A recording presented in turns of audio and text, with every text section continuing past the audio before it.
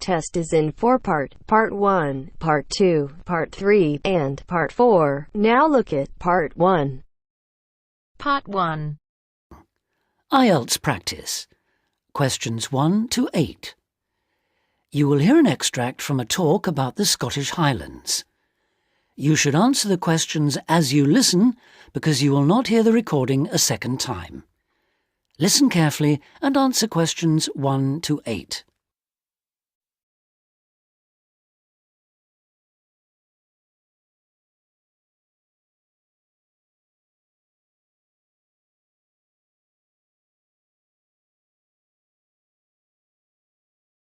Listen carefully and answer questions 1 to 8.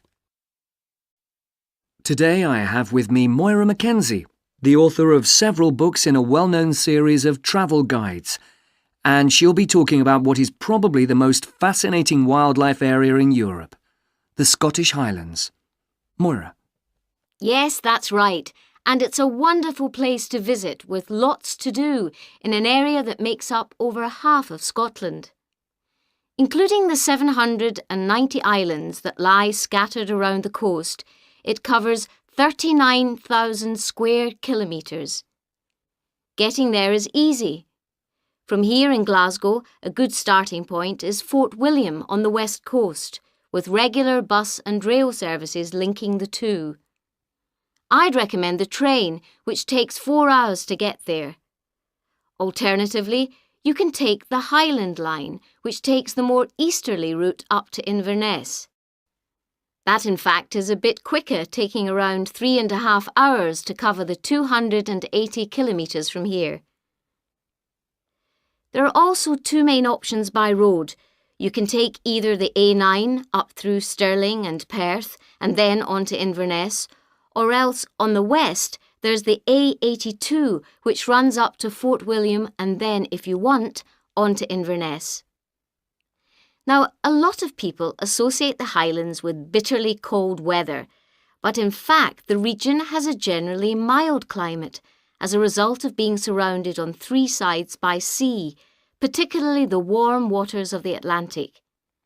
At sea level in the west, for instance, the temperature ranges on average from a minimum of 1 degree centigrade in January up to 18 in July, and you can actually see palm trees growing there.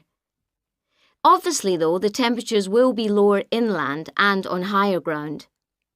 You can expect it to rain a lot too, particularly in the west, where annually as much as 2,000 millimetres regularly falls, though this helps account for the rich variety of vegetation and wildlife.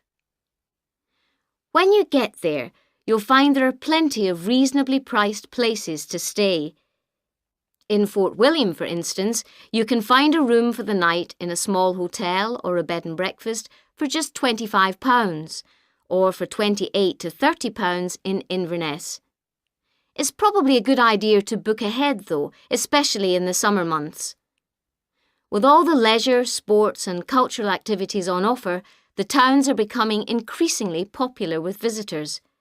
For example, accommodation in Inverness won't be at all easy to find this year around the 23rd of July, as that's when the local Highland Games will take place.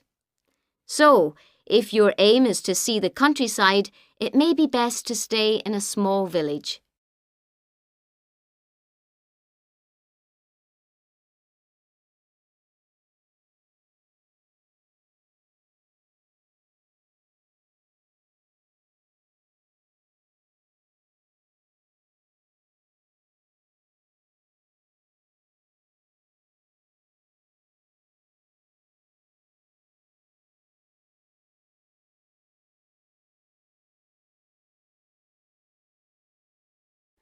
Now listen and answer questions 9 and 10.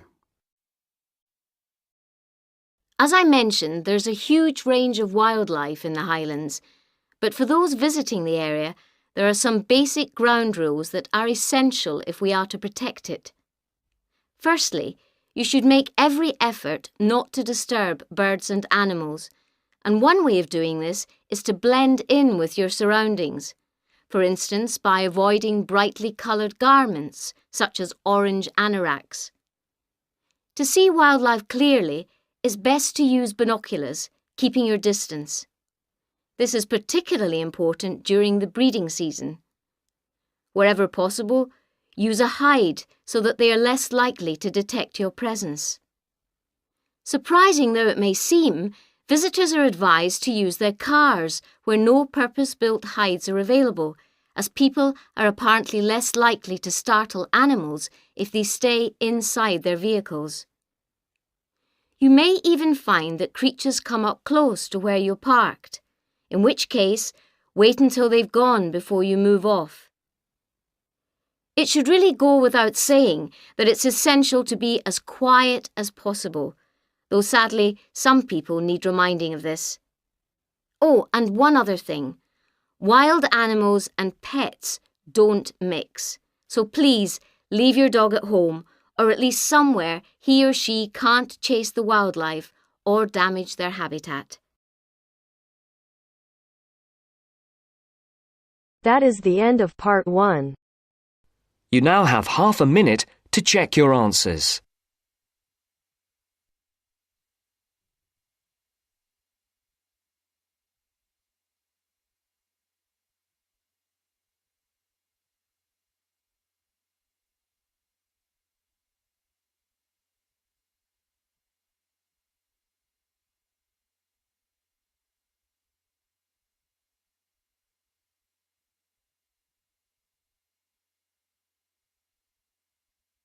Now turns to part 2.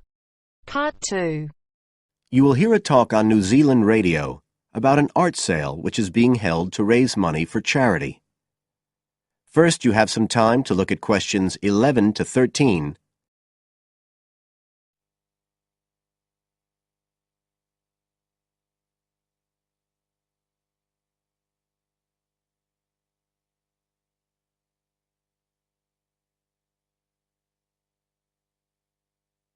Now listen carefully and answer questions 11 to 13.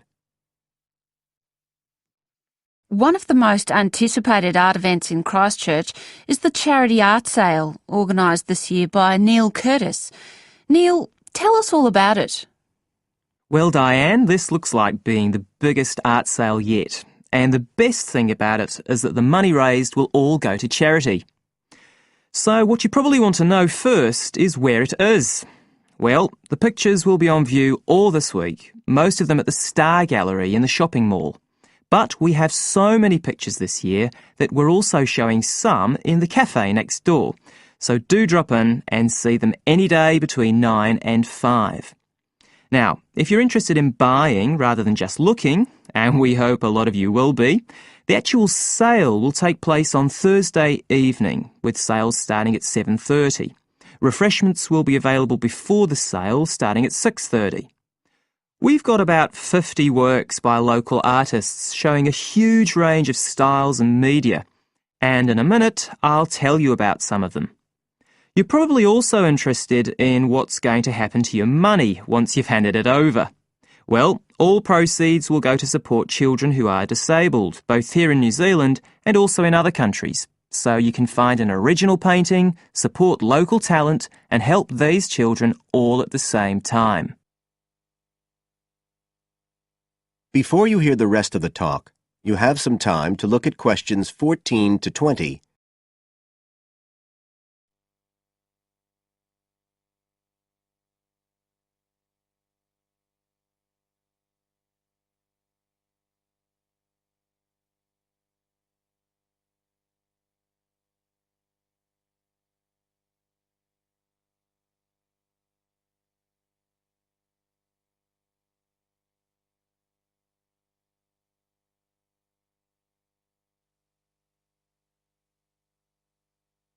Now listen and answer questions 14 to 20.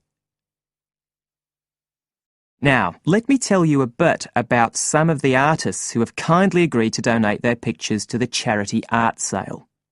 One of them is Don Studley, who has a special interest in the art sale because his 5-year-old daughter was born with a serious back problem. After an operation earlier this year, she's now doing fine, but Don says he wants to offer something to help other less fortunate children. Don is totally self-taught and says he's passionate about painting. His paintings depict some of our New Zealand birds in their natural habitats. One relative newcomer to New Zealand is James Chang, who came here from Taiwan 9 years ago at the age of 56. Mr. Chang had 13 exhibitions in Taiwan before he came to live here in Christchurch, so he's a well-established artist, and art has been a lifelong passion for him. His paintings are certainly worth looking at. If you like abstract pictures with strong colour schemes, you'll love them. Natalie Stevens was born in New Zealand, but has exhibited in China, Australia and Spain. As well as being an artist, she's a website designer. She believes art should be universal, and her paintings use soft colours and a mixture of media. Most of her pictures are portraits, so watch out, some of them may even be friends of yours. And then we have Christine Shin from Korea. Christine only started to learn English 2 years ago when she arrived in New Zealand, but she's been painting professionally for over 10 years, and she sure knows how to communicate strong messages through the universal language of art. She usually works from photographs and paints delicate watercolours, which combine traditional Asian influences with New Zealand landscapes, giving a very special view of our local scenery. Well, that's all I have time to tell you now, but as well as these 4, there are many other artists whose work will be on sale, so do come along on Thursday. We accept cheques, credit cards or cash. And remember, even if you don't buy a picture, you can always make a donation. That is the end of part 2. You now have half a minute to check your answers.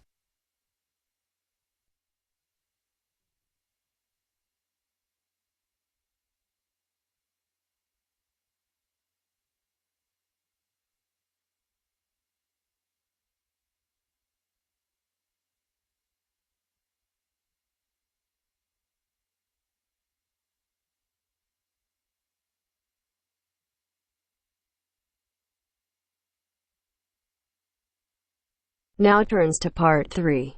Part 3. You are going to listen to a conversation between 2 students talking about a lecture they have just attended.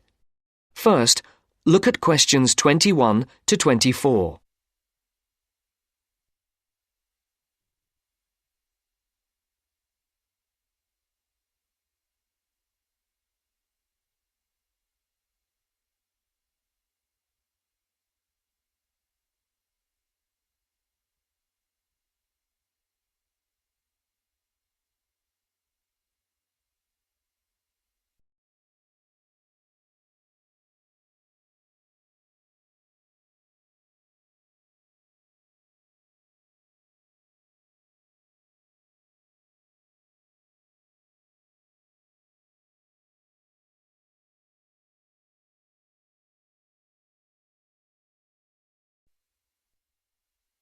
Henry, don't you think Dr. Adams' lecture was really very good? He could talk about the telephone directory and make it interesting. All his lectures are like that, Astrid. He's just one of those people. I wish we had him as our tutor. I bet you that he is very demanding, though. Boris is in his tutorial group and agrees that he is a brilliant lecturer, but he puts them under a lot of pressure. But don't you think that's good? Perhaps, but I am glad to have Dr. Adams as a lecturer. He's interesting and rather funny and puts just the right amount of pressure on people. Did you take lots of notes in the lecture? Yes, actually I did. In fact, several pages. I didn't think I had taken so many. I was that busy listening to what was being said that I didn't take many notes. Can I photocopy yours? I don't think that's such a good idea. You won't be able to read my handwriting, and sometimes I write them in English and sometimes in Arabic. Oh, let's have a look. Wow, your notes are so neat. There's not much Arabic. There is on this page. Oh, yes, there is. Dr. Adams would be pleased to see this, especially given what he was talking about. Don't you keep careful notes? Sometimes. It depends on the lecture. I don't think I'll forget Adams's lecture today, but some of the detail will fade. Before the conversation continues, look at questions 25 to 30.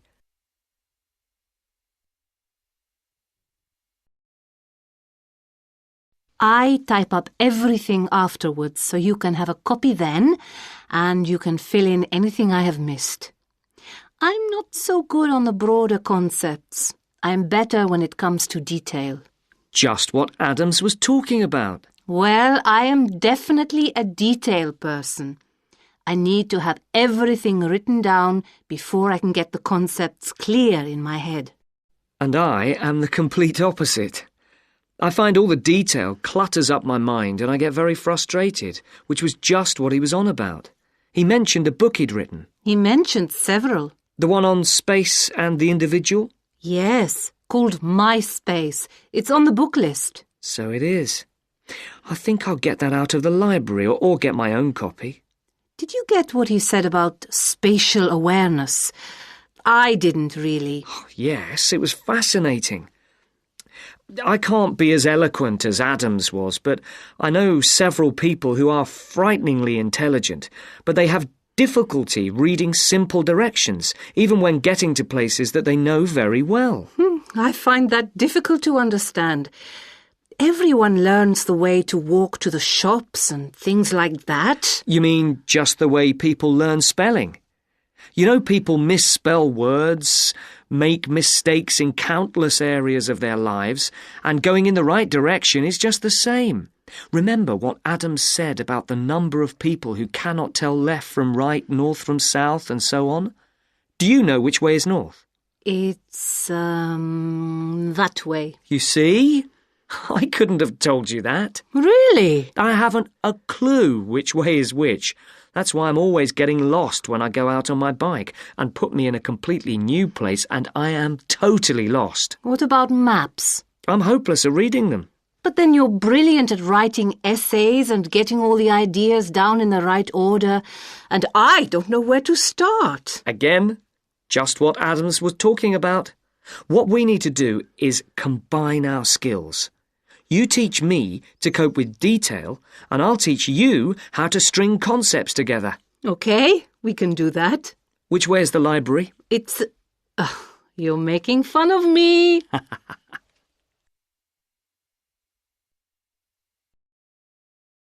That is the end of part 3. You now have half a minute to check your answers.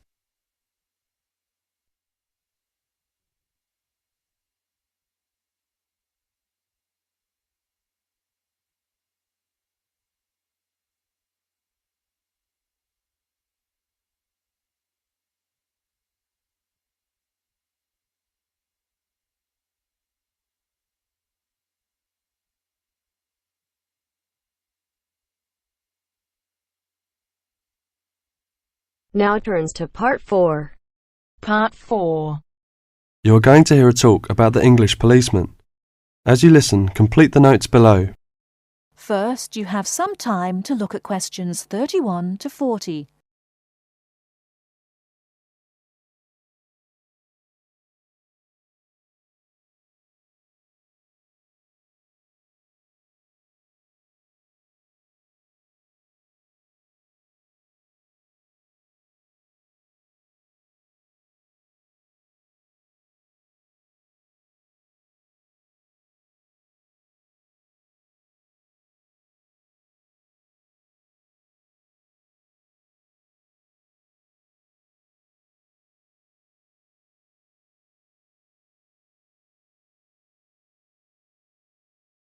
Now listen carefully and answer questions 31 to 40. The English policeman has several nicknames, but the most frequently used are Copper and Bobby. The first name comes from the verb to cop, which is also slang, meaning to take or to capture, and the second comes from the first name of Sir Robert Peel, the 19th century politician who was the founder of the police force as we know it today. An early nickname for the policeman was Peeler, but this one has died out. Whatever we may call them, the general opinion of the police seems to be a favourable one, except, of course, among the criminal part of the community, where the police are given more derogatory nicknames which originated in America, such as Fuzz or Pig. Visitors to England seem nearly always to be very impressed by the English police. It has, in fact, become a standing joke that the visitor to Britain, when asked for his views of the country, will always say, at some point or other, "I think your policemen are wonderful." Well, the British Bobby may not always be wonderful, but he is usually a very friendly and helpful sort of character. A music hall song of some years ago was called, "If you want to know the time, ask a policeman." Nowadays, most people own watches, but they still seem to find plenty of other questions to ask the policeman. In London, the policemen spend so much of their time directing visitors about the city that one wonders how they ever find time to do anything else. Two things are immediately noticeable to the stranger when he sees an English policeman for the first time. The first is that he does not carry a pistol, and the second is that he wears a very distinctive type of headgear, the policeman's helmet. His helmet, together with his height, enables an English policeman to be seen from a considerable distance, a fact that is not without its usefulness. From time to time it is suggested that the policeman should be given a pistol, and that his helmet should be taken from him. But both these suggestions are resisted by the majority of the public and the police themselves. However, the police have not resisted all changes. Radios, police cars, and even helicopters give them greater mobility now. The policeman's lot is not an enviable one, even in a country which prides itself on being reasonably law-abiding. But, on the whole, the English policeman fulfills his often thankless task with courtesy and good humour, and with an understanding of the fundamental fact that the police are the country's servants, and not its masters. That is the end of part 4. You now have